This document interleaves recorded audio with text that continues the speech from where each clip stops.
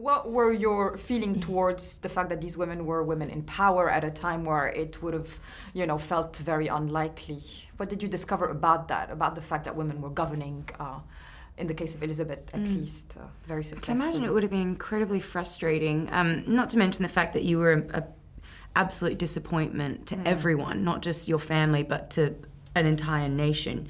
You were a disappointment from birth because of your sex. Because you were a girl. That obviously is some deep-seated, issues to deal with later, and it's no surprise that Elizabeth said things like, "I am more man than woman now," or "I may have the feeble body of a woman, but I have the heart and stomach of a king and a man." I'm not surprised that she said things like that, because it was kind of reinforced from day one that she would have, been in a much safer place, and everyone would have been a lot happier if she was the opposite sex. So that was kind of interesting and informative when kind of understanding all her actions in the film. And you're right. Mary, on the other hand, was not in a safe environment at all or ever. She was on edge all the time.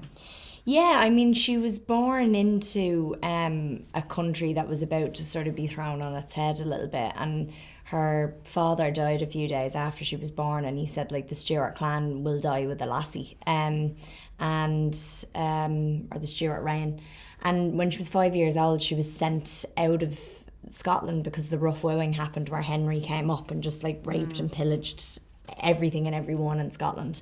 And so she was sent away by her amazing mother, Mary of Guise. So she was born into drama and sort of had it throughout her life, and still had this incredible stamina to just kind of keep going. And I suppose maybe because she had to, but she had this amazing belief in like people. She just really believed in people and humanity, and that ended up unfortunately being the thing that in a way probably meant that she was executed, because she let too many people in probably. But it was, and I think there's a notion as well with the mindset of a woman even then, where like, we obviously know now that it's wrong for a woman to feel any less than a man, but that was the mindset of everyone. And so it's a really interesting thing to either be like, okay, I'm going to be a wife and a mother and all these things, or the only other option is I will be a man. There's no in between.